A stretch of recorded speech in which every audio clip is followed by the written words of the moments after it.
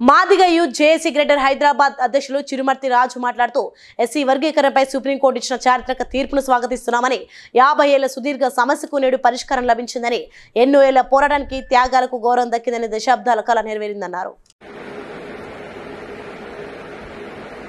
అందరికీ నమస్కారం.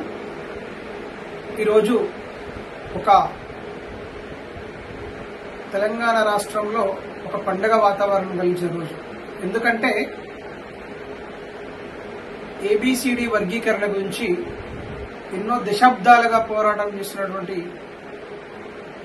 ఏబిసిడి వర్గీకరణ కావాలి, అలా అయితే అందరికీ న్యాయం జరుగుతుంది, మాది ఉపకులాలకు న్యాయం జరుగుతున్న ఉద్దేశంతో ఎన్నో దశాబ్దాలుగా పోరాటం చేసినటువంటి ఈ వర్గీకరణ విషయంలో ఈరోజు సుప్రీంకోర్టు తీర్పునివ్వడం, తెలంగాణ రాష్ట్రంలో మాదిగలకు అన్ని రకాలుగా న్యాయం జరుగుతుంది.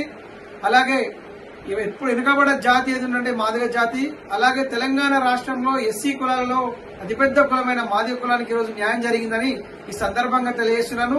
చాలా సంతోషకరం, చాలా గర్వనీయం. ఈరోజు మరొకసారి ఈ సంచలనం తీర్పిచ్చినటువంటి సుప్రీంకోర్టుకు ధన్యవాదాలు తెలియజేస్తూ ఈరోజు చాలా సంతోషకరంగా ఉందని ఈ సందర్భంగా తెలియజేస్తున్నాను. Please like and share, subscribe to BCN Telugu News.